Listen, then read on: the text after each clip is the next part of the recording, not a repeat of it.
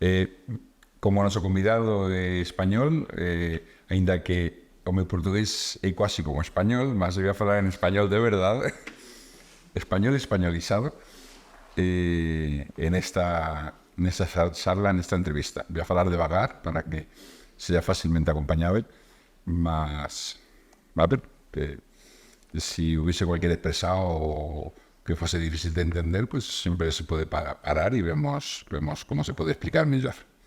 O sea, a partir de agora fexo a porta do portuñol e abro a porta do español, que para mí son moito semellantes.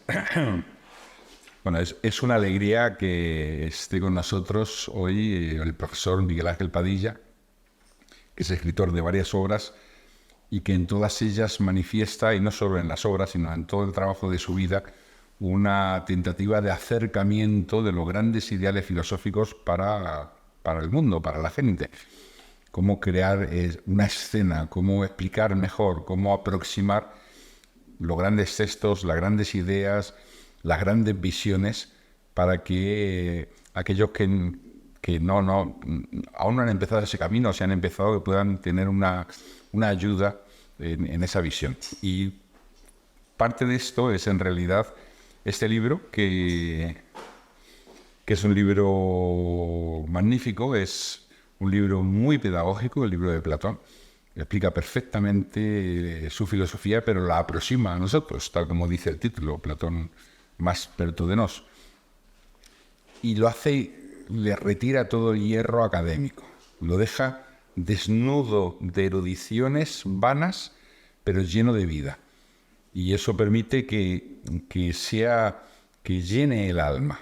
O sea, es como, creo que lo dije en el prólogo, quiero recordar, esto es como leer o oír a Platón explicado por un discípulo suyo. No es lo mismo por alguien que no sabe nada, pues, íntimamente, aunque sea un erudito en la obra de Platón, que aquel que realmente bebió su alma, bebió su vida interior, se alimentó de ella. No es lo mismo que hable una persona externa erudita que un platónico. Y un platónico, el sentido que da el libro, verdaderamente es como alguien que realmente vive esas ideas platónicas. Es un poco la misión de Nueva Acrópolis. Nosotros no queremos solo estudiar estos personajes, estos autores, estas ideas, queremos que vivan dentro de nosotros y hacemos un esfuerzo para ello. Y eso nos va transformando. Hay una transformación asociada a ese esfuerzo y a ese ideal. Entonces es una alegría que estés con nosotros hoy para poder charlar. Esto es una entrevista, pero va a ser una charla, va a ser un diálogo filosófico casi sobre este libro de Platón. Y la primera pregunta que le voy a hacer es ¿por qué Platón? ¿Platón ahora? Bueno, eso será la segunda pregunta.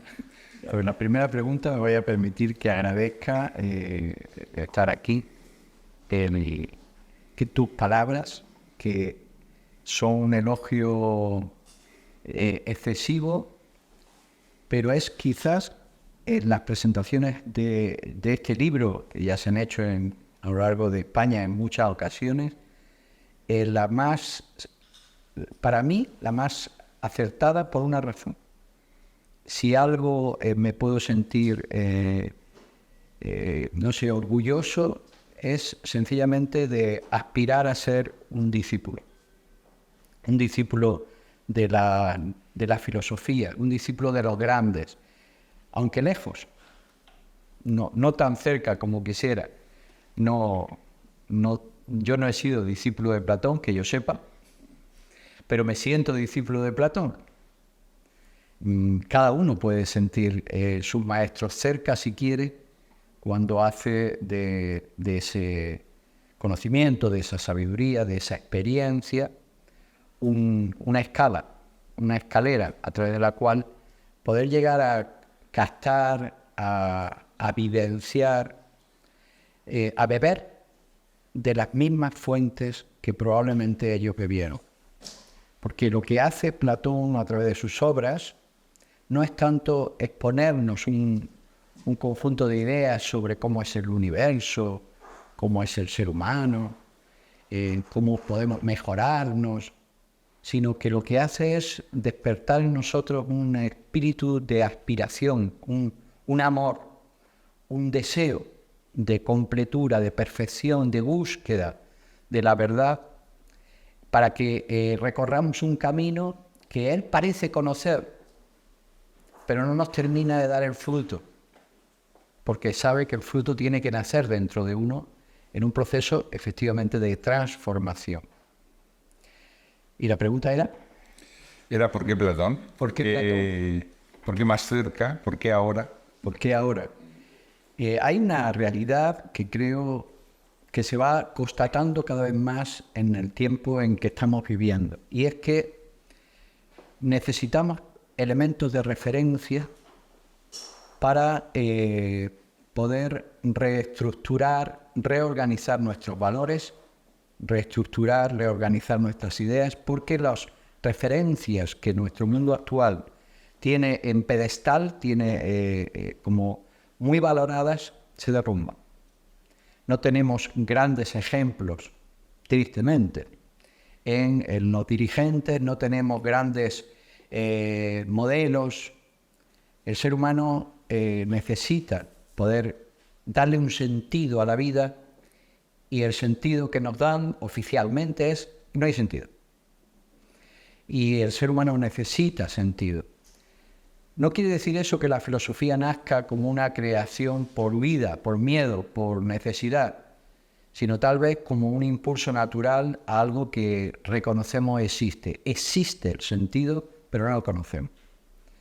Y el mirar hacia atrás, el mirar a los grandes maestros de la historia, el mirar a las grandes referencias del pensamiento y de la vida, porque Platón no solo es un ejemplo por su pensamiento, por sus enseñanzas, sino por su vida dedicada, entregada plenamente a dar elementos que mejoren al ser humano, que le permitan crecer y que cambien su sociedad. Mirar hacia atrás es natural. Es natural porque buscamos las raíces. Necesitamos enraizarnos en la experiencia ancestral del ser humano. Necesitamos buscar esos puntos de referencia como memoria de nuestra propia trayectoria histórica. Esa trayectoria histórica es nuestra memoria, como si de pronto cada uno en una situación de crisis personal quisiera recordar sus propias experiencias y echar mano de su madurez para decir, ¿cómo lo hago? O consulta a sus ancestros, consulta a sus padres, consulta a sus personas más referenciadas, que son para él más importantes. A nivel histórico, un momento de crisis en la sociedad naturalmente lleva a mirar hacia la raíz, pero no con nostalgia, porque es cierto que en un momento de dificultad, de crisis, pueden pasar dos cosas. Gente que huya hacia el pasado, como huya por miedo, por decepción del mundo actual, y huye y se refugia en lo que cree que fue un mundo mejor, que no necesariamente. También hay gente que huye al futuro, huye hacia adelante, ciegamente, desesperadamente, dando bandazos a todo, de forma a veces fanática. Sin embargo, esta vuelta hacia atrás no es una huida, es un ir a cosechar, a recoger las semillas que probablemente sigan siendo válidas, probablemente sigan siendo atemporales, porque pertenecen como un patrimonio de la humanidad a la experiencia del ser humano. Recoger esas semillas para traerlas al presente, para que puedan inspirar nuestra vida en el presente y eso permita que podamos tener una esperanza en el futuro, podamos construir en el futuro. Platón debió de ser una persona singular. Todas las referencias que hay de él lo acercan a un ser muy especial, un gran sabio, un gran iniciado. Sin embargo, Platón, como todo lo que se manifiesta, murió. Tal vez si seguimos sus enseñanzas, tengamos que pensar que su alma nunca murió. Y volverá, posiblemente. Él habla de la reencarnación, habla de los ciclos de las almas que regresan, posiblemente. Sin embargo, nosotros no esperamos encontrarnos por la calle con un Platón que probablemente no reconoceríamos. Probablemente no reconoceríamos. No vendría con túnica, ¿no? No vendría con túnica. Vendría vestido. Claro. No se viste hoy. No. Sin embargo, hay algo que nunca murió, que es esa sabiduría destilada, expresada en sus diálogos, lo que debió de enseñar en la academia, que una cosa son los libros de diálogos, los conocerán, supongo por referencia al menos, y otra cosa es lo que enseñó en la academia, mucho más como un método, como un proceso donde cada discípulo iba realmente a vivir una tesis, ¿no? Un proceso de capacidad de comprensión, de visión. Eso sigue siendo válido. Al menos como escalera, como un método de trabajo interno para que se abran dentro las propias capacidades de percepción y comprensión. Porque Platón en ningún momento intentó crear una doctrina. No es doctrinario, sus libros no son una enciclopedia doctrinaria sobre qué es el bien, qué es la justicia, qué es la belleza. No, aunque se habla de ello, pero se habla en forma de diálogos, exponiendo, dramatizando como un proceso de acercamiento, de despertar de una sensibilidad interna puede llevar a cada uno a captar una parte del misterio. Pero tiene que ser un proceso personal, lo cual no quita que existieran maestros, pero los maestros no te van a dar el fruto terminado. El fruto es algo que tiene que nacer de un proceso interno, ¿no? Por eso para él la educación no es un transmitir, no es un dar, no es un dar forma, ni siquiera la idea de poder, la palabra para que se pueda entender, enseñar, aportar los elementos en la cultura en la que te vas a mover, ¿no? Ese es el término de educare, dar forma, transmitir la tradición propia del mundo en el que te vas a desenvolver. Se te hace partícipe, se te ayuda a que reconozcas y te adaptes a ese mundo, te formes, adquieras la forma del mundo en el que llegas. Pero él valora mucho más el educere, sacar de dentro, educir, la educación como un proceso a través del cual uno saca a la luz sus propias cualidades, saca a la luz lo mejor de su potencial humano. Un potencial que tiene que desplegarse, que tiene que desarrollar, que tiene que activar y que es el que le permitirá ir acercándose a la comprensión de esa verdad, a la comprensión y vivencia del sentido de la justicia, al desarrollo de un verdadero impulso de bondad, que es búsqueda del bien común, que es búsqueda de lo que nos une, a la búsqueda de la verdad, que es entender aquello que es esencial, que es esencia, que está más allá de la apariencia y que es lo que subyace o está como verdadero corazón de las cosas, ¿no? A través del discernimiento. Todo eso solo se puede acceder desde el interior de uno. Hay un ejemplo que igual hablo demasiado. No. Hay un ejemplo que me gustaría poner. Imagínense que se reúnen, hay una reunión, han quedado para charlar un grupo de perros y gatos. Canes y gatos. Para discutir algo que han observado. Y es que ciertos ruidos, ciertos sonidos que ellos perciben perfectamente, hacen que sus amos adquieran unos rostros y unas expresiones muy extrañas. De pronto tienen una expresión muy agradable y son súper cariñosos y amables con ellos. de pronto ciertos ruidos hacen que caigan en depresión o en tristeza. Ellos interpretan más o menos esos cambios en el gesto de sus amos y quieren saber qué sucede, por qué esos ruidos provocan eso. Y empieza cada uno a exponer su teoría. Había unos perros que habían investigado sobre ciertas vibraciones que parecían asociarse a otros, cada uno elaboraba su teoría. Y jamás un perro va a poder entender la fuerza que tiene de conducir la conciencia y el alma de la música. No puede. No tiene sensibilidad estética.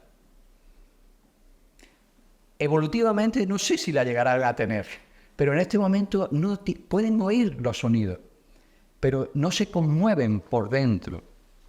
Aunque sabemos que científicamente, creo que aquí tenemos un biólogo, la música puede afectar hasta el crecimiento de las plantas, pero no hay conciencia y mucho menos un cambio emocional. No se produce en los animales. Algunos parece que reaccionan, desde luego nada como lo que puede ser escuchar, pues no sé, una cantata de Händel o de Bach o una obra de piano de un Chopin, no, nada parecido. ¿Por qué? ¿Qué falta en un perro o en un gato que no pueden llegar a esa captación de una realidad, de una verdad, de una vivencia? ¿Qué falta? Desarrollar un potencial interno. El día que en el animal se desarrolle ese potencial que le lleve a despertar una sensibilidad capaz de percibir de ese mismo sonido un nivel de realidad que no es solo el sonoro, que va más allá, podrá entender y profundizar en esa verdad que supone la armonía y los efectos no solo emocionales, sino de despliegue de verdaderos sentimientos verticales que produce la música. No sé si se entiende. Eso sucede con el ser humano. En el ser humano hay todavía un potencial enorme por desarrollar. En la medida en que desarrollemos ese potencial, iremos accediendo a niveles de realidad, a comprensión también de la verdad, que ahora mismo nos parece, no podemos ni siquiera pensar que existe porque solo vemos su sombra. Solo podemos ver reflejos en un mundo al que llegamos y alcanzamos, pero no aquello que todavía no hemos desarrollado y despertado. Entonces, ¿por qué Platón? Porque hay muchos seres humanos que no se conforman con tener una vida superficial. Y Platón nos da todo un ejemplo y todo un gran cesto de elementos, de frutas, de semillas que están en nosotros, que las podemos reconocer y que nos incentivan, nos impulsan a desarrollar ese potencial. Creo que ha sido uno de los grandes maestros de Occidente en un lenguaje que es el nuestro, digo el nuestro, en el que nuestra cultura ahora mismo se maneja. Yo he utilizado términos que a todos nos son comunes: sentido del bien, justicia, bondad, belleza. Son elementos arquetípicos que nuestra cultura, nuestro momento histórico reconoce. Aquí es donde se sembraron, bueno, aquí en lo que él representa. No, Platón no es un individuo aislado, representa toda una corriente que de alguna manera él cristaliza, sintetiza, es como una eclosión para el mundo, porque en filosofía, en pensamiento hay un antes y un después. A partir de Platón hay quien escribió, las filosofías no son nada más que apuntes a pie de página comentarios a pie de página de lo que Platón abordó, porque lo abordó todo. Platón, yo humildemente lo que he tratado es de mostrar el conjunto ordenado. Porque en general la gente se aproxima a Platón a través de alguna obra, algún diálogo, alguno de los más famosos, Fedón, La República, bueno, el que fuera. Y salen elementos y llama y despierta, interesa, pero es difícil ver qué cosmovisión tenían. Y realmente el empeño fue justamente reunir una visión sencilla, clara, en un lenguaje actual, que paradójicamente no es muy distinto al suyo, porque en el libro hay muchos fragmentos, hay más de 300 citas, algunas directamente reflejadas, otras con vínculo al texto original, ¿no? Para poder consultarlo.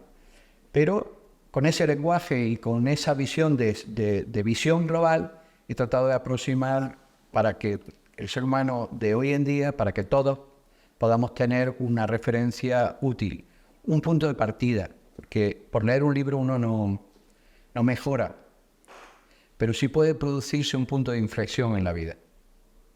No quiero decir con eso que cambie su vida radicalmente. Yo lo leo los fragmentos de Platón que aquí hay, vuelvo a él, y a mí me sigue sirviendo. Hasta el punto de que hay muchas cosas que digo, y esto lo he escrito yo. Sí, porque en un momento dado has leído un fragmento, te inspira, escribes, y luego vuelves y dices, bueno, pues lo habré escrito.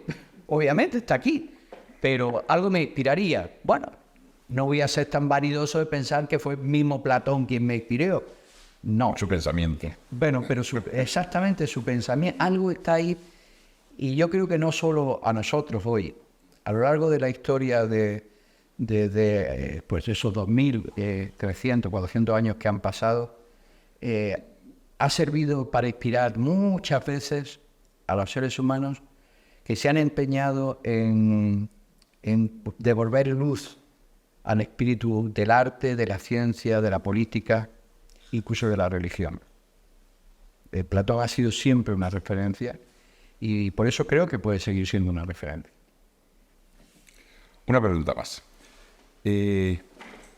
Hace muchos años, cuando comencé a estudiar en Nueva Acrópolis, se hablaba de Platón, entre otros muchos autores, no solo Platón, hablábamos de Blavatsky, hablábamos de Giordano Bruno, hablábamos de Aristóteles, de Confucio, etc. Pero la verdad que es como tú dices, había que leer, comenzábamos a leer, era interesante, qué imágenes tan curiosas, qué teorías tan extrañas, qué textos tan difíciles de entender a veces, sobre todo cuando es un diálogo de los dialécticos. Pero la verdad, yo era muy joven, tenía 18 años, 17 años, no me parecía interesante para nada.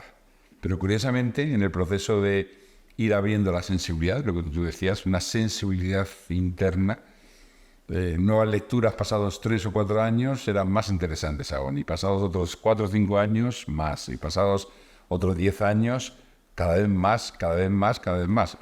De modo que ahora leer un autor como él es casi como entrar en un misterio que te llena el alma de luz, de alegría interior, de como si se abriesen unas alas dentro de ti, que no sucedía eso en el principio ni en los primeros 3, 4, 5, incluso 10 años, me atrevo a decir, pero se va abriendo esa puerta. Entonces, como tú para prepararte y para escribir el libro has tenido que profundizar o nadar en ese mar de ideas, ¿qué has descubierto que te haya causado un gran impacto y que no lo habías descubierto hasta ese momento? O sea, ¿qué elementos te han causado un gran impacto cuando estabas preparando el libro? Para poder explicarte eso, tendría que explicarte cómo nace el libro. Es decir, el libro no es, pues voy a escribir un libro. No exactamente. Yo, como muy bien ha dicho José Carlos, soy también profesor de Nueva Acrópolis, es decir, una escuela de filosofía con un programa, con unas clases, con gente, con un verdadero espíritu de búsqueda, de profundización en las leyes de la vida. Bien.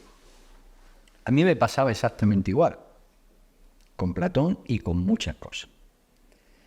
Pero es justamente la forma en cómo las escuelas de filosofía a la manera clásica, y Acrópolis es una escuela de filosofía a la manera clásica, trata de abordar el conocimiento, el acercamiento a los grandes sistemas de pensamiento para que nosotros, cada uno, pueda extraer su visión pueda ir alimentando esa capacidad de comprender, que es un estudio comparado, no especializado desde el primer momento, sino yendo a las ideas más sencillas, a la vez que esenciales, desde diferentes civilizaciones.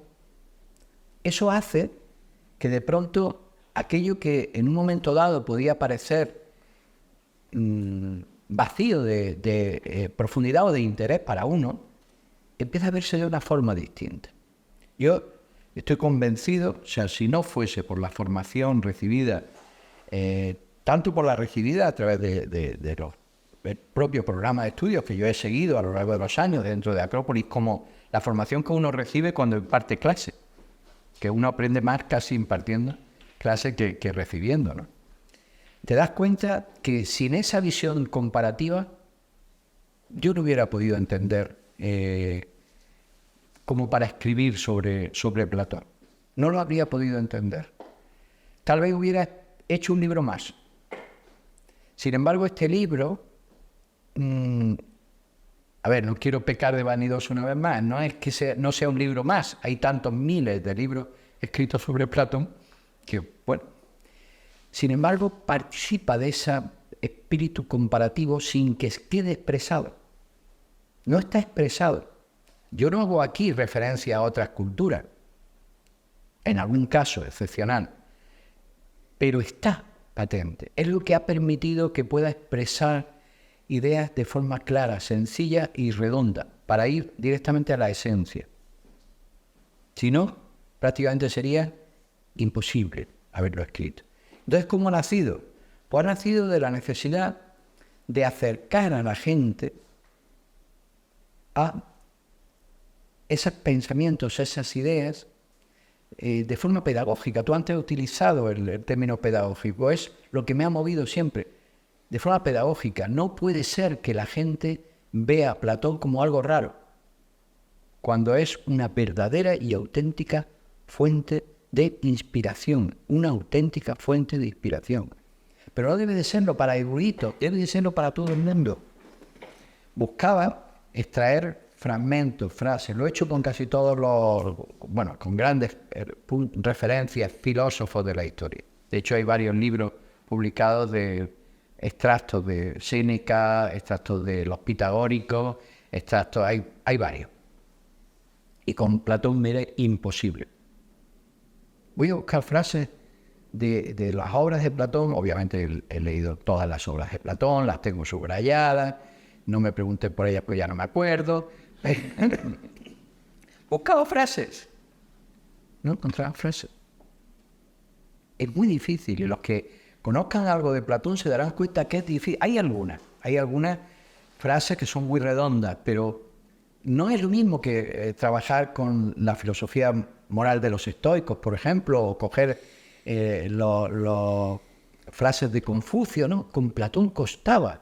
¿Por qué? Porque Platón lo que busca es provoca una reflexión. Y casi siempre es una página tras otra, es un recorrido. ¿Y cómo hago si la gente no lo va a leer? La gente no va a leer a Platón hasta que no esté motivado. Bueno, pues entonces hay que escribir sobre Platón. Porque la finalidad de este libro no es que uno no lea a Platón y ya diga, ya sé lo que dice Platón. No, al contrario. Es que cuando uno lee el libro, digo, yo quiero leer a Platón. Porque si esto fuese a servir para sustituir lo poco que ha llegado, aunque se considera que todas las obras de Platón han llegado a nosotros, creo que algunas, no sé si, pero paradójicamente, casi todo lo que está referenciado en su época ha llegado a nosotros. Sin embargo, las obras de Platón son divulgativas, no son textos, insisto, de enseñanza. No, él enseñaba verbalmente, enseñaba maestros, discípulos, enseñaba en el aula, enseñaba en la academia. Las obras de Platón son divulgativas, son puestas en escena de lo que es un proceso de diálogo a través del cual uno tiene que ir estableciendo esa reflexión interior, porque el diálogo debe de ser exterior, es decir, saber compartir para armar ideas y llegar a algo que está más allá de las diferentes opiniones, pero también tiene que ser un diálogo interno, interior. Si no hay diálogo interior, no va a haber diálogo exterior. Y es lo que provoca. Entonces hay que leer a Platón. Pero es una buena puerta. Esta es la edición en español, por cierto. Y no me acuerdo lo que habías preguntado. Sí, ¿cuáles eran, qué ideas o qué fragmentos ¿qué te impactaron más muy especialmente en la preparación de esta obra? Pues todo. De Platón, todo. Es que no se deja nada. Desde la visión sobre la importancia de los valores en política, desde la cosmovisión, cuando además hace un estudio comparado entre lo que Platón expresa en el Timeo, una de las obras más complejas, oscuras, podríamos pensar, ¿no? Esotéricas, y conoces pues, la cosmovisión que podrían tener en Oriente, o algunos de los elementos que podemos traducir del pensamiento y la cosmovisión egipcia, te das cuenta que es la misma, pero la misma hasta unos niveles insospechados. Es lo mismo, parece que hubieran bebido de la misma fuente, como si detrás de estos grandes personajes, hablo de Sócrates, solo conocemos a través de él, ¿no? Bueno, algún otro filósofo también hace mención, pero los pitagóricos, Platón, como si hubiese un impulso, una corriente, una sabiduría de la cual ellos son depositarios. Y lo que hacen es tratar de transmitirla para su tiempo. Por lo que sabemos, la mayor parte de los grandes filósofos de Grecia se formaron en Egipto. Es posible que Platón, tras la muerte de su maestro Sócrates, también viajara a Egipto, ¿no? Que pudieran beber de ahí. Pero la historia del pensamiento, y Platón como uno de sus exponentes, no es como nos la han pintado. Uno se le ocurre una cosa, y hasta que no haya otro que se le ocurra algo más original, parece que nadie piensa, ¿no? Nadie pasa a la historia si no dice algo original. Esa es la mentalidad actual. Un insulto a la historia. Es penoso, porque debió de haber muchísimos grandes filósofos, pero no necesariamente tuvieron que decir nada distinto. Tampoco tuvieron por qué escribir, porque filósofo no era el que escribía, era el que llevaba una vida filosófica, de amor a la sabiduría, al bien, y coherente. Pensamos que Platón fue un genio porque ¿qué cosa se le ocurrió?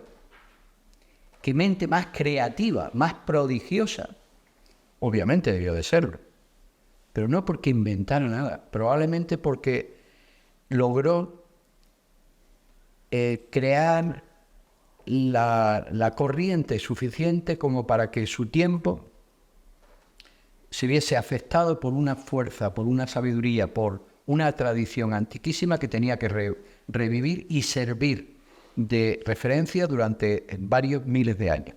Porque ciertamente, a partir de Platón, que insisto, sintetiza toda una sabiduría, la historia, al menos de Occidente, va a necesitarlo como referencia. Y aun cuando vamos a pasar una Edad Media terrible, ¿no? de oscurantismo, vuelven a ser los filósofos clásicos, y en especial Platón, los que reavivan y dan nacimiento a un renacimiento. Y probablemente pues haya pasado en otros lugares de la historia, con otros personajes similares, ¿no? Que sirvieron de... Es como una lámpara. ¿Cómo diría? ¿Han visto los faroles? Que no sé si había visto uno por aquí. No, un fanal, ¿saben lo que es un farol? Que metes dentro de una vela o una llama. La llama ha pasado de fanal en fanal, pero es la misma. Platón fue un fanal muy fuerte, muy grande. Él mismo se consume, entrega su vida para que sirva de cera, para que esa llama arda y sirva de inspiración. Los fanales se rompen, las velas se consumen, la llama es eterna. La llama continúa. La llama arde a lo largo del tiempo y pasa de uno a otro, porque además cuando se comparte algo de esa naturaleza, como es el fuego, que está representando, en el caso que estamos utilizando, la sabiduría, esos ideales de perfección, cuando se comparte el fuego no mengua. Han hecho la prueba, me imagino, ¿no? Me da fuego. Y cada uno coge fuego y el fuego no mengua. Pero intentamos compartir esto. Y cada vez bronce no. Si cada vez comparto más, me quedo con menos. Esa es la naturaleza de lo material. La naturaleza del fuego no es material. Entonces, no mengua, crece. Lo que pasa es que hay vientos que apagan el fuego. Hay humos que oscurecen los fanales. Y parece que desapareció el fuego, como en el cuento de la viejecita del Buda, no sé si lo conocen, ¿no? Que de pronto parece que, bueno, si queda una pequeña llama, con que haya un pequeño hilo, con que podamos tener una pequeña referencia, de nuevo puede volver a esclarecerse la visión de las cosas, a devolver la esperanza a la gente. Porque eso es una de las cosas más terribles de nuestro tiempo presente. La juventud está perdiendo la esperanza, la confianza en sus políticos, en el futuro. Está empezando a sentir que solo queda sobrevivir. Qué triste, ¿no? Y qué peligroso. Necesitamos creer de nuevo en el ser humano. Y con que haya un solo ser humano que sirva de ejemplo, de modelo, que pueda manifestar ese conjunto de potencialidades ya que han empezado a florecer, podemos decir, eso está en nosotros, luego hay esperanza. Cada ser humano puede en algún momento florecer. El fuego puede volver a ser encendido y puede volver a servir de punto de reunión, porque cuando hace mucho frío y hay oscuridad, qué mejor que encender un fuego. Han visto lo que pasa, ¿no? De pronto nos vemos las caras, ya podemos confiar, por lo menos sabemos quién tenemos delante. De pronto podemos sentir menos frío. El fuego es esencial. El fuego es lo que calienta el corazón, lo que clarifica la mente. Qué bonito, ¿no? Ese calor, luz. Ese es el sentido de la sabiduría, de la perspectiva, de la filosofía de la manera clásica, ¿no? Y eso es lo que de alguna manera creo que Platón transmite a lo largo del tiempo. Ahora, ideas. Todas son, depende de cada uno, de qué momento existencial se encuentra. Claro, te estoy preguntando a ti. A mí, cuando estabas nadando, en vez de esas ideas, todo, porque encontraste algo que no conocías. Años en hacerlo. Entonces, una de las cosas que más me sorprendió, esto ya da por hecho que la mayoría conocemos parte de la obra de Platón, por hablar de alguna, es la importancia que tiene que cuando Platón habla de sus teorías políticas, de la política, la organización de los seres humanos para poder dar vida a la justicia en la convivencia, casi la definición que podemos dar de política, hemos clasificado desde una perspectiva muy estructurada en nuestro mundo actual las diferentes formas de gobierno que él plantea, ¿no? Él habla de como un proceso que va de la aristocracia, entendida como el gobierno de los mejores, aristos, no de los que tienen títulos nobiliarios, sino la aristocracia, la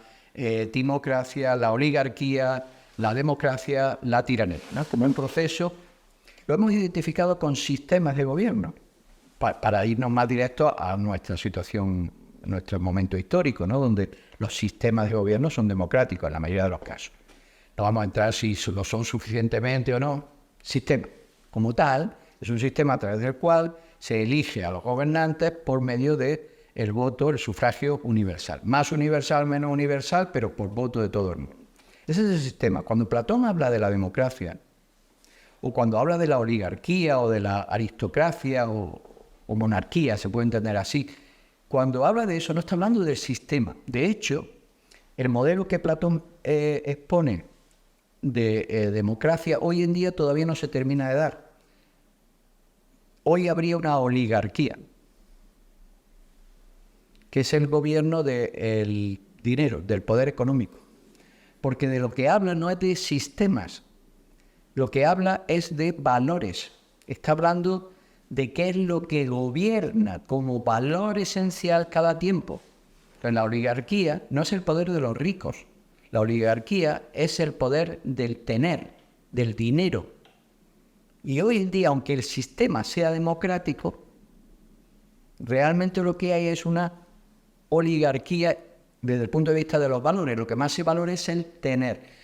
Porque lo que él habla de democracia, esperemos que no llegue, no es el sistema, si el sistema da igual. De hecho, una de mis sorpresas fue cómo dice que la mejor forma, ya hablando de aplicación, es una mezcla entre la aristocracia y la democracia.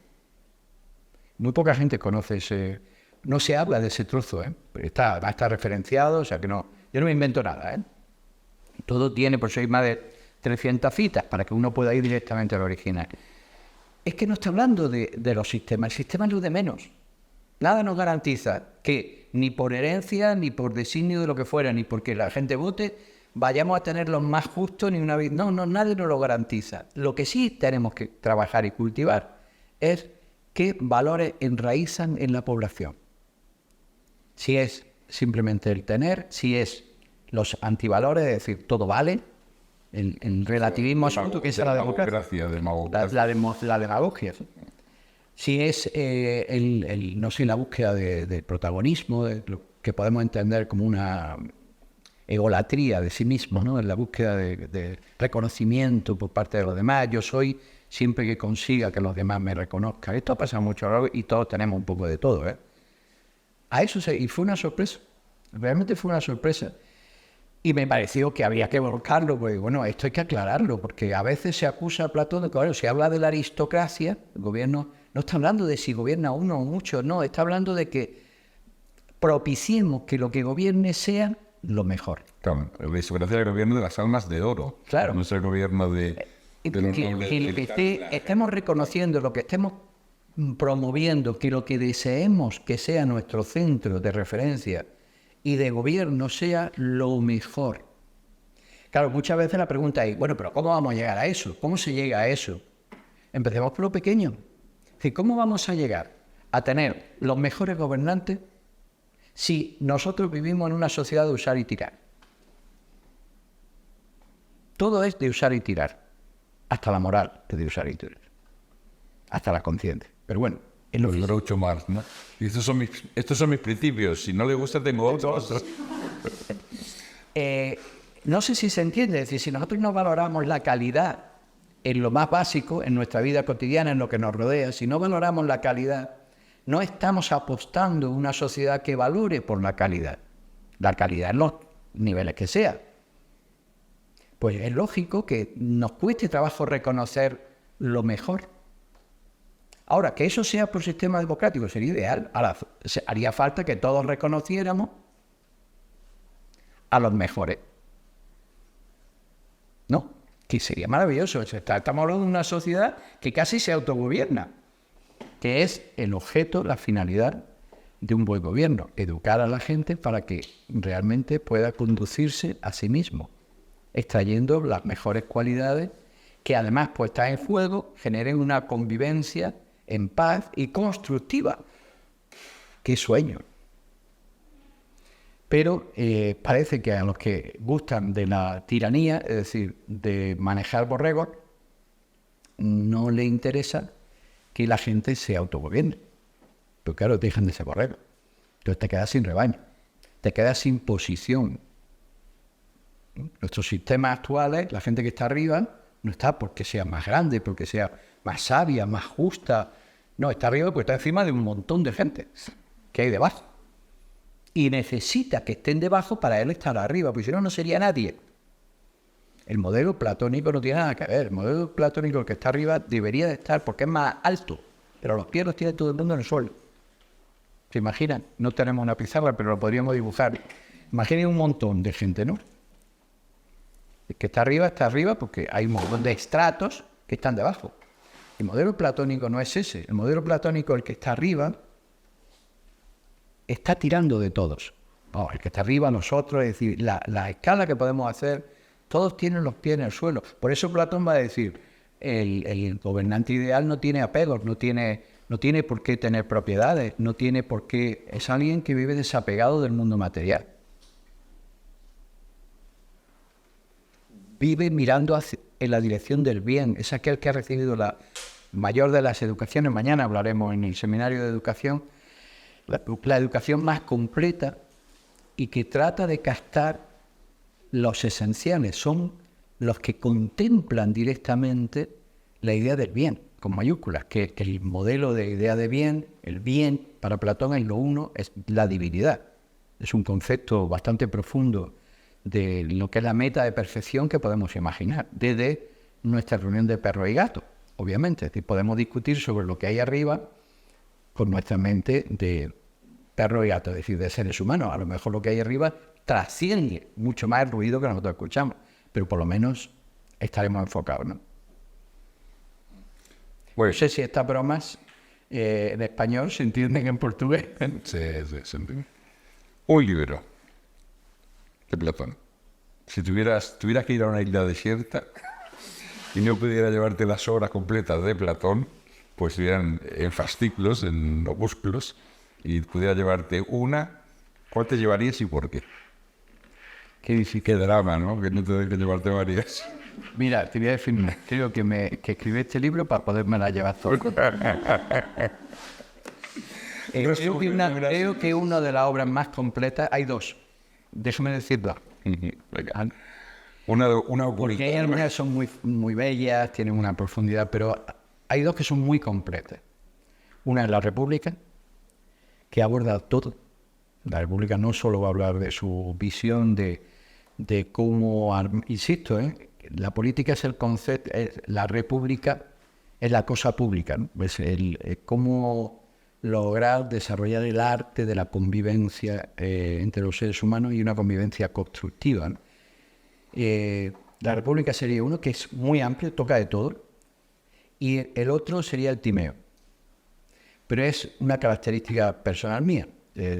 Debo de tener una cierta inclinación hacia las cosas muy esotéricas y el Timeo me lo parece. Y la República también porque es su sombra en el mundo de la Tierra. El Timeo habla del cielo, del cosmos, del orden celeste, y la República habla del orden terrestre. En realidad, mañana hablaremos también de eso, del mesocosmos, de ese mundo intermedio que somos capaces de crear los seres humanos para aproximarnos a los misterios del universo, que es la ciudad. Muy bien, una pregunta difícil. Los arquetipos.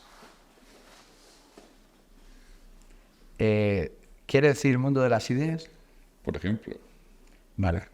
¿Qué les han enseñado cuando, porque toda alguna vez habrán oído algo de Platón, ¿no? Yo recuerdo cuando me explicaron en el colegio la primera vez Platón habla del mundo de las ideas. Entonces, eso quiere decir que si esto es una copa, pues una cosa es la copa y otra cosa es la idea de la copa. Claro, si yo entiendo la idea de la copa, veo que puede haber muchas formas de copa, pero la idea de copa es una. Y es verdad, ¿de acuerdo? Pero eso no es el mundo de las ideas de Platón. No, por Dios. Algo muchísimo más profundo, mucho más elevado. Realmente incluso el problema está en las traducciones de los textos. Hay dos. La idea, que nosotros traducimos como idea, tampoco significa exactamente idea tal y como lo entendemos, es forma. Son las formas arquetípicas. Y en realidad tampoco está hablando de los esenciales.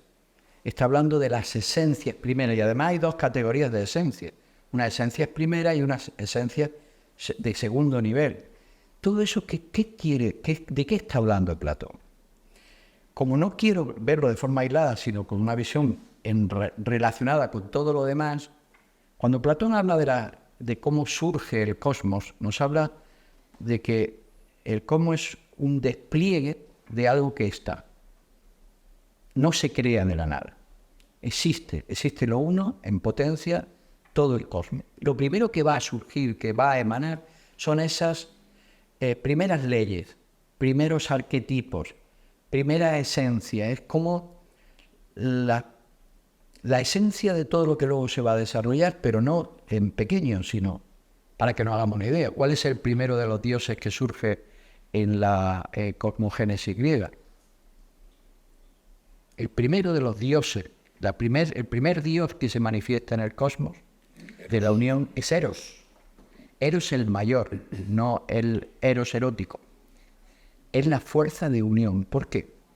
Porque cuando la unidad va a desplegar la diversidad, cuando la vida una va a empezar a dar nacimiento, va a desplegar las diferentes o infinitas formas de vida en sus diferentes niveles, porque habla desde el mundo más sutil, mundo de las ideas, podemos entenderlo como un mundo sutil, de las esencias, la luz primera. Antes de llegar a los colores, va a pasar por todo un proceso. ¿Qué es lo primero? Lo primero es las leyes, las grandes leyes universales, que no son la ley de la gravedad o no. Esas son consecuencias ya muy abajo. Esas grandes leyes, donde la primera es la de que más allá de la diversidad va a estar la unidad, todo va a tender a la unidad, todo va a mantener esa unión y por lo tanto armonía. Esas primeras leyes van a servir de modelo, claro, tiene que expresarse en mitos, entonces en símbolos, en metáforas. Esas primeras leyes van a ser el patrón con el que todo lo que se va a gestar va a estar impregnado. Pero para que realmente esas leyes lleguen a estructurarse, hace falta una inteligencia ordenadora, diversificadora y ordenadora. Y entonces esa inteligencia le llama demiurgo, inteligencia universal. El arquitecto universal, de ahí que en el Renacimiento se represente, bueno, en el románico también, a Dios arquitecto, ¿no? Como construyendo, diseñando.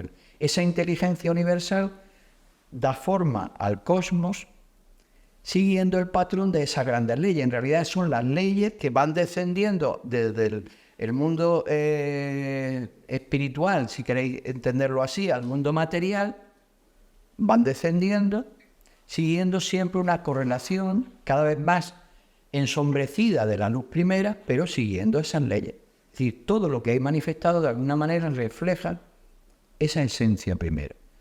Pero es que la astrofísica moderna nos va a decir lo mismo. Todos y cada uno de nosotros tenemos en nuestra naturaleza algo de ese punto inicial antes del Big Bang. Todos tenemos, lo diremos un poco medio en broma o poéticamente, todos somos parte de ese polvo de estrellas. Y es real, lo sabemos. O sea, lo sabemos, pero lo está expresando no solo en el plano material, sino en otra dimensión. Entonces, los arquetipos, obviamente, no son concebibles para la mente humana, que todavía está muy abajo, lo que contaba de los perros y los gatos. Sin embargo, podemos expresarlos con nuestra mente limitada, de alguna manera que podamos entrever por la rendija de nuestra mente a qué se está refiriendo. Entonces nos habla de esos atributos o esencias primeras, esos arquetipos como la idea del bien, de la justicia, de la bondad, de la belleza. Como atributos, como primeras expresiones que van a estar dando forma a todo el cosmos. Pero claro, esto desde un punto de vista científico se nos queda un poco raro, ¿no? Eso de que la búsqueda del bien, ¿qué es el bien? El amor, como hemos mencionado. El amor como la primera fuerza motriz que mueve el cosmos. Hombre, que es poético, pero de científico poco. ¿Cómo que no? ¿Cómo que no? Y a poco que nos quitemos la rigidez con la que durante tanto tiempo la ciencia ha trabajado, gracias a Dios lo está haciendo en los últimos decenios, ha empezado a ampliar mucho el espectro de investigación, las posibilidades que acepta, ¿no? Cuidado, la fuerza de unión es lo que hace que se haya producido, por ejemplo, la evolución. ¿Qué es lo que llamamos evolución biológica? No estoy hablando ni siquiera de la evolución de la conciencia. No, evolución biológica. ¿Qué es sino una búsqueda de cohesión y unidad que genera cada vez más complejidad y niveles de conciencia? Todo el proceso de complejidad de la vida es un proceso de unión. De hecho, llamamos muerte ¿a qué? A la desunión o descomposición. Es decir, realmente es una ley que está ahí. Cuando hay un espíritu de unión, si hablamos de la convivencia humana, apliquémoslo a las ciencias sociales, apliquémoslo a la química, apliquémoslo a lo que queramos. Efectivamente, lo que arma el cosmos y lo que le hace avanzar y evolucionar es el amor. Que Platón, además, en algunos pasajes le llamará la amistad. Qué bonito. La amistad es la fuerza que hace que las cosas realmente se conduzcan hacia la divinidad, o hacia esa unidad de la que habrían emergido y que de alguna manera sirve como modelo y como meta, ¿no? Hacia dónde dirigirse de nuevo, como un proceso de activación de ese poder latente, ¿no? No sé si esperabas que te dijera eso, pero porque hay muchas versiones sobre la idea de lo que son los arquetipos y las ideas primeras, pero realmente son la primera división, las primeras expresiones de la luz una, que finalmente va a dar lugar a todos los colores existentes, pero la luz es una y está ahí. ¿Cómo podemos llegar a captar las ideas? ¿Cómo podemos llegar a captar la luz una? ¿Podemos ver la luz? ¿Se ve la luz? Se ve reflejada. No se ve la luz. Se ve reflejada. La luz no se ve. ¡Qué contradicción! O desde esa perspectiva, lo único que se ve es la luz gracias a donde refleja. Podemos llegar a ver la luz a través de su reflejo en el mundo material. Que desde un punto de vista poético, filosófico, teológico, podríamos decir que en realidad el mundo es una forma de acceso para llegar a Dios, ¿no? Es decir, porque solo podemos llegar a ver a Dios a través de su reflejo en el mundo. Bueno, esto se va a expresar así en la Edad Media también, ¿eh? Que no me estoy inventando yo poemas ahora. Pero efectivamente la luz no se ve. Están así como un poco dudosos. Vamos a poner un ejemplo. Son fáciles de imaginar porque todos hemos visto películas de ese estilo, ¿no? Nos vamos en una nave espacial y vamos a hacer ahora un paseo saliendo de la nave, ¿no? Y de pronto estamos flotando y miramos y vemos la Tierra, bellísima, azul, y esas imágenes que nos han mostrado, y debe ser impresionante eso, ¿eh? A mí que me da vértigo pensar que no tengo los pies en el suelo. Bueno, estamos flotando y vemos la Tierra. Y ahora miramos en otra dirección y vemos el Sol. Bueno, vemos también muchas estrellas, pero vemos el Sol. Y sabemos, porque lo sabemos, es algo que ya hemos descubierto, que la luz tiene el color que tiene porque la luz del Sol la ilumina. ¿Cierto?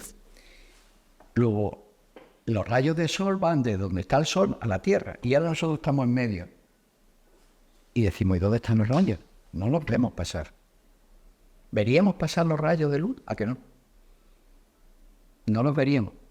Si pones la mano, bueno, no hace falta poner la mano, basta con que te mires y ves tu mano, porque está reflejando los rayos del sol. Pero si no hay nada que se interponga, los rayos del sol, tú no la ves, la luz no la ves cuando está siendo reflejada.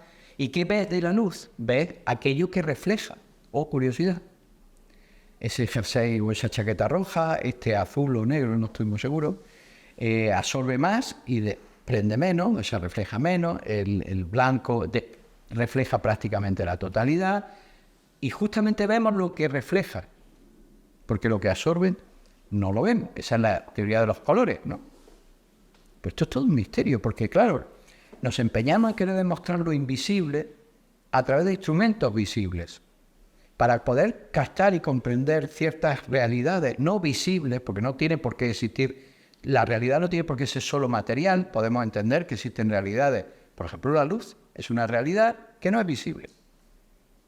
Para poder llegar a comprenderla, a captarla, necesitamos hacerlo a través de su reflejo en el mundo manifestado. O a través de instrumentos que se encuentren al mismo nivel que la fuente. Es decir, con una capacidad de percibir en ese nivel que no sea material. Es decir, tuviéramos unos sentidos capaces de ver las ondas, pues sí veríamos las ondas, ¿no? Veríamos la luz pasar, pero como no los tenemos, unos sentidos que pueden ser sutiles, pueden ser interiores.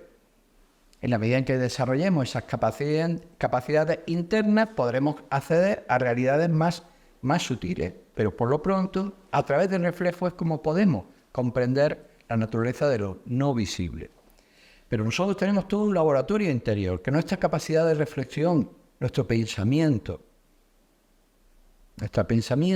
tiene mucho más poder del que imaginamos, porque es capaz de posarse sobre las ideas, sobre la naturaleza de las cosas y captar, así como hay una parte de intuición en nuestro pensamiento que ve, que de pronto comprende, capta de forma espontánea.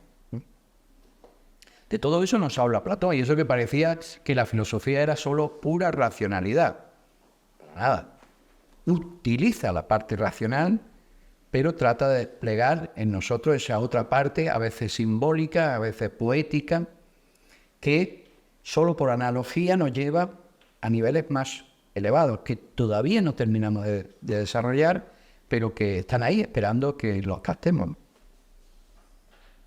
Otra pregunta.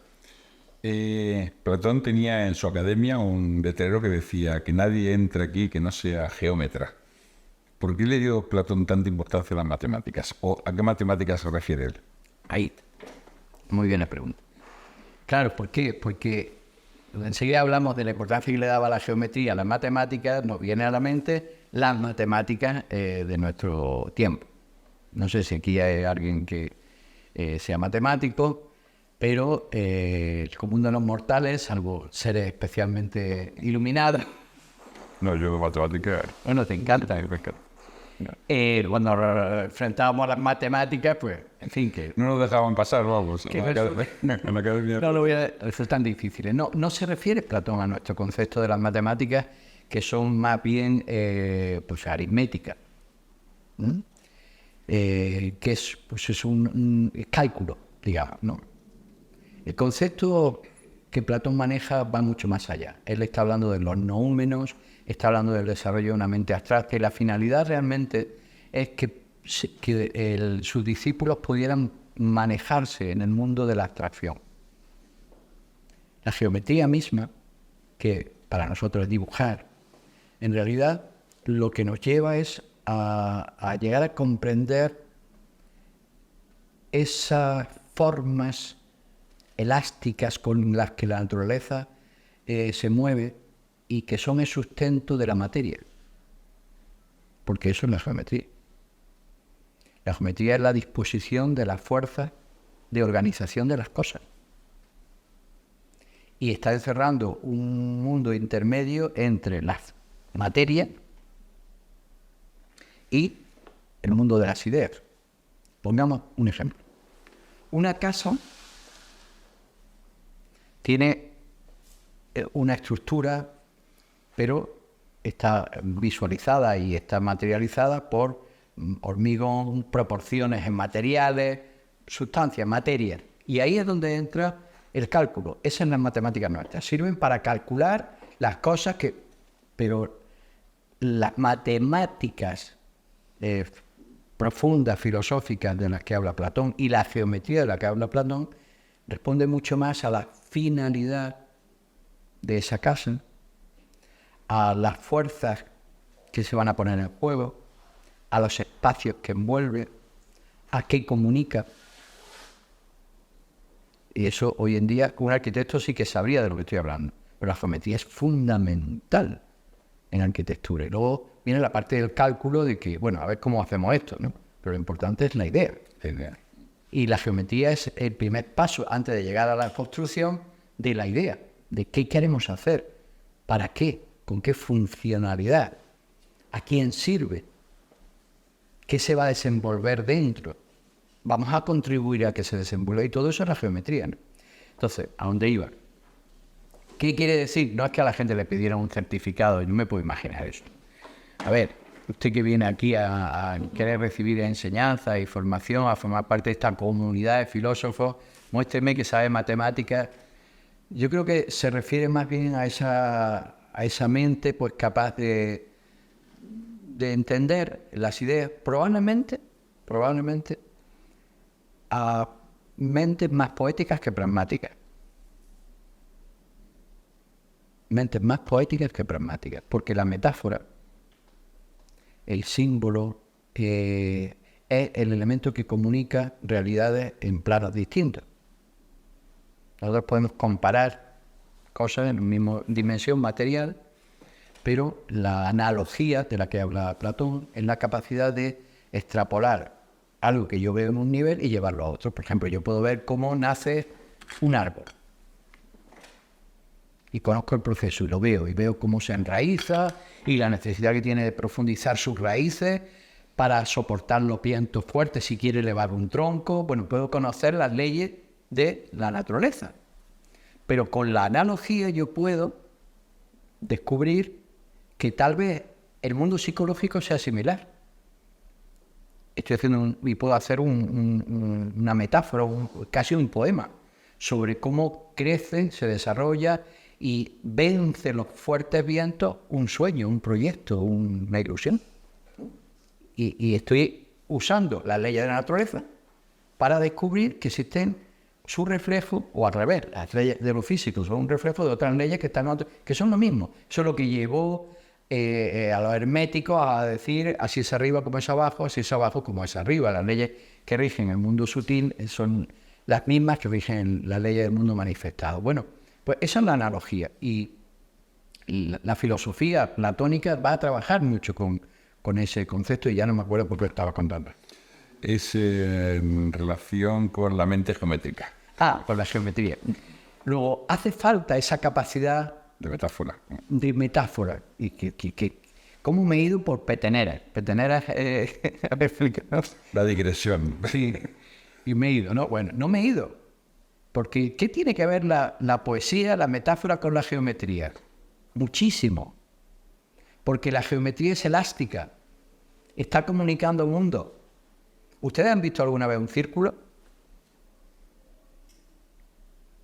No existe. Físicamente no existe. Está en la mente. Está en la mente. El círculo no hay. Esto, por ejemplo, bueno, pues yo puedo ver que esto está configurado según ese patrón mental que es el círculo. Pero solo cuando lo ves así. Exactamente así. Pues no es una elipse en realidad. Lo que ves es una... Efectivamente. Y sin embargo es un círculo. Lo que pasa es que a lo mejor yo no lo veo como es. No vamos a entrar ahora en... Sí. Entendemos que... ¿Cómo puede uno hacer esta barbaridad? Esta gente está loca. O sea, a ver, estamos hablando de la geometría y ahora nos vamos a poesía y resulta que la poesía y la geometría son lo mismo.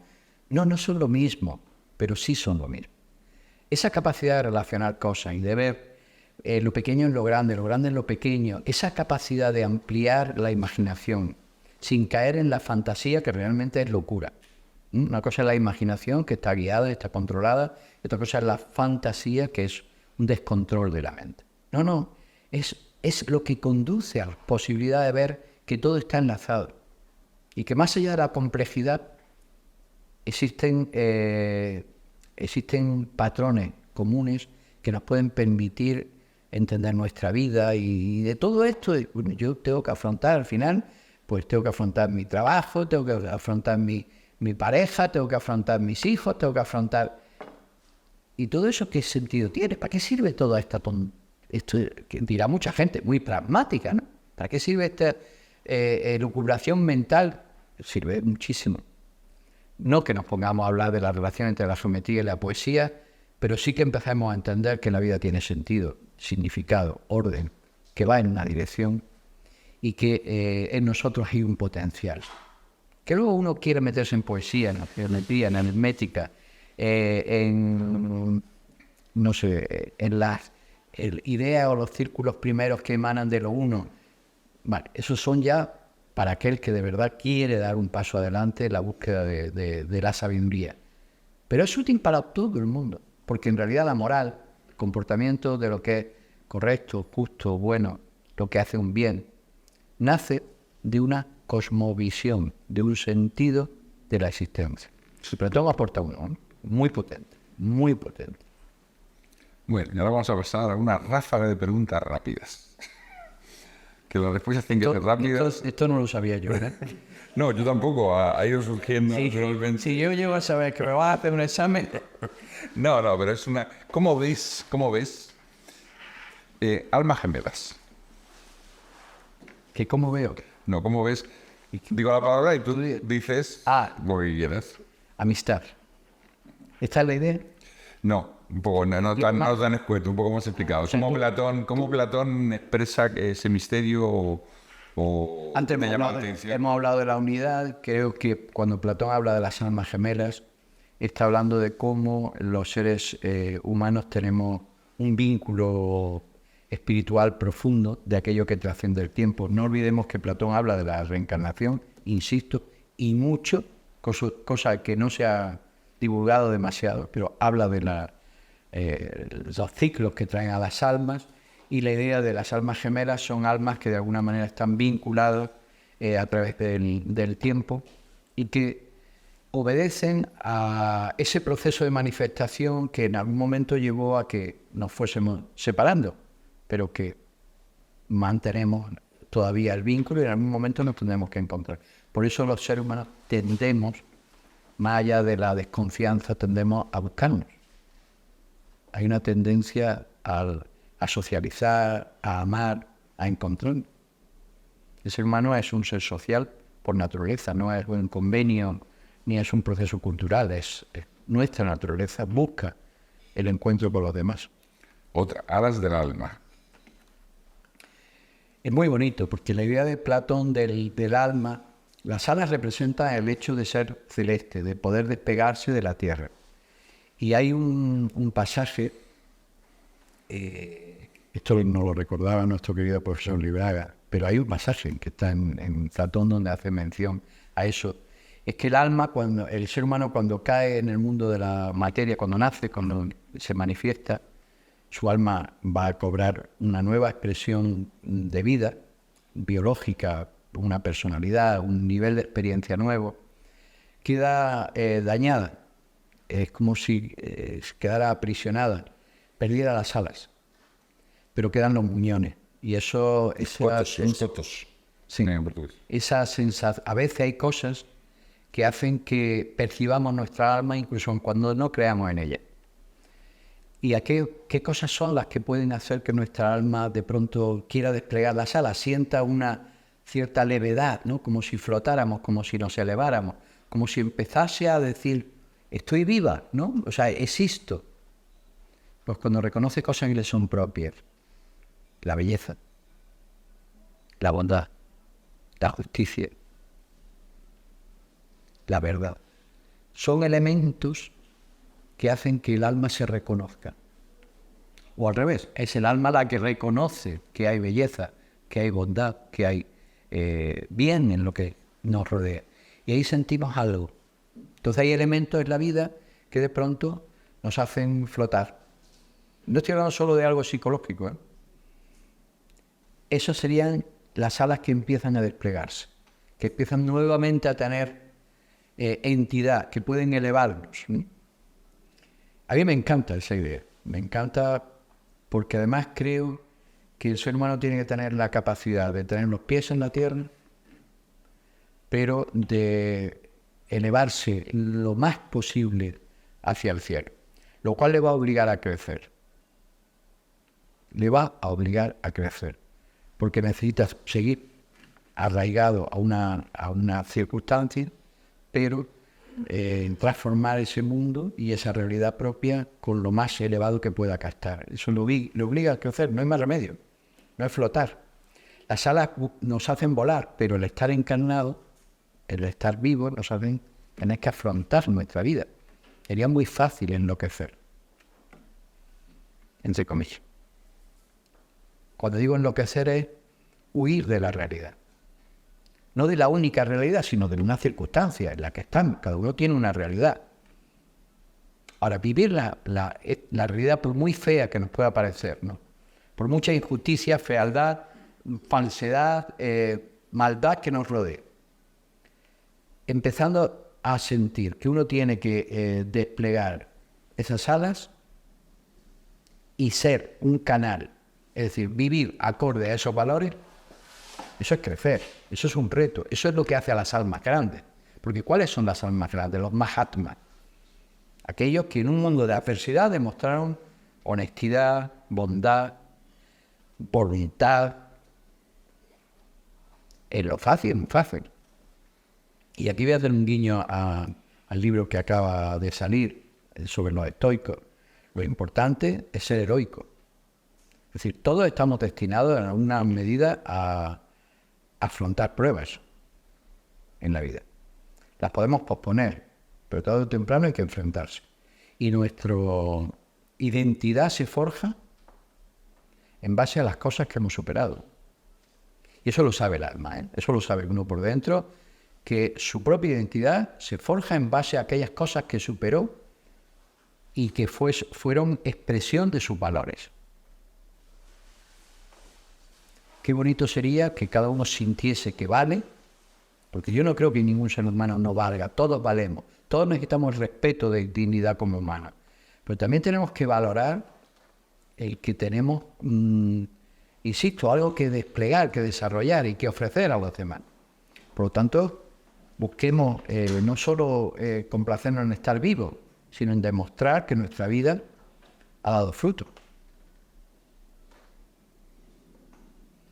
Sería una muy buena manera de cambiar el mundo. Porque de todas maneras, irnos nos vamos a ir, pues ya que nos vamos, vámonos habiendo dejado algo, al menos un ejemplo bueno, ¿no? Eso sí depende de nosotros. Lo de irnos o no irnos no depende de nosotros, nos vamos seguro. Pero, hombre, vamos a hacer algo con lo que tenemos. Y para terminar, los estoicos y Platón. Muy buena.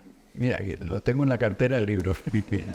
Y si nos hables ya de tu último libro sobre... El último libro, que aquí no es el último, bueno, aquí el primero es, muestra la edición de que por avatares no está todavía en formato imprenta. Bueno, sí, también. A veces yo Para estudiar está mucho mejor. sí, porque además si tiene la página en blanco de atrás... Sí. No, yo dejo página en blanco. Bueno, Platón representa esa cosmovisión, es la filosofía redonda. Fijaros qué pasa a partir de esa época, la época de Platón. Se empieza, estamos hablando cuando Aristóteles, saben, discípulo de Platón, sabe que fue educador de Alejandro Magno, ¿no? Cuando Alejandro cambia la cosmovisión, la visión del mundo, es decir, amplía las fronteras. El mundo griego sale de su ciudad y empieza a tener una visión del mundo muy distinto. Empieza todo a cambiar, pero Alejandro cae muy rápido y con él se estructuran muchísimas cosas. Empieza a haber una descomposición social muy fuerte. A partir de ahí hay una búsqueda de aplicación práctica de la filosofía. De hecho, las mayores escuelas de filosofía moral aparecen en esa época. Son escuelas muy focalizadas hacia dirigir el comportamiento en la búsqueda de la felicidad personal, de la contribución al bien común, de una forma muy práctica. No es porque Platón no lo fuera, pero Platón se dirige más a las almas más completas. La filosofía moral va a llegar casi como una ética popular. No porque no tenga la cosmovisión, es decir, los estoicos, que van a beber de diferentes fuentes, una de las fuentes más fundamentales de la que beben, el mismo Zenón, que fue su fundador, más toda la corriente posterior, es de Platón y de la escuela neoplatónica. Pero ahí, en el estoicismo, empiezan a cuajarse formas para llevar la filosofía, que ha sido una visión muy inspiradora en ese mundo clásico, a la vida cotidiana. Y el estoicismo es una lección completa de cómo vivir de forma filosófica, entregado al bien común y afrontando con valor la adversidad, dándole a ese valor y a esa adversidad la idea de prueba, de donde se curte la propia serenidad. Fortaleza y serenidad son como los dos grandes pilares del estoicismo. Podemos imaginarlo, ¿no? El estoico es el que aguanta, sí, pero el que aguanta con una serenidad, con un estado de equilibrio interior. ¿Por qué? ¿De dónde saca eso? No es un aguantar porque tiene fuerza o porque se resigna. No. Es porque ha logrado un centro, un foco, un punto de anclaje que está por encima de los oleajes. Está por encima. Sabe navegar. Sabe dónde va. Además, no huye del mundo. se enfrenta a él, no teme, ha vencido el miedo. Y eso es una lección del sentido del hombre de plata de Platón. Y para mí el estoicismo es una de las mejores expresiones de qué proponía Platón para los guerreros, los hombres de plata. Que no son los guerreros de pegar cadazos, ¿verdad? Porque para Platón el hombre de plata, por ejemplo, es el servidor público, es el funcionario, es el educador. El concepto de guerrero es un elemento para fijar la idea. Pero los hombres de plata se refiere a los servidores públicos, incluidos los defensores de la frontera. Muy bien, muchísimas gracias, Miguel Ángel, por este viaje a través del mundo de Platón y por abrirnos la puerta hacia el mundo del estoicismo, que anuncia ya tu nuevo libro, que ya salió en España. Y invitaros a todos al seminario que se va a realizar mañana, un seminario de 3 horas sobre la filosofía de Platón. Y para que quiera adquirir esta edición especial limitada, digo, porque va a salir en formato más semejante a ese, pero ahora en esta manera, pues tenemos, ¿cuántos ejemplares? 10 nada más, edición limitada. Muchísimas gracias. Muchas gracias.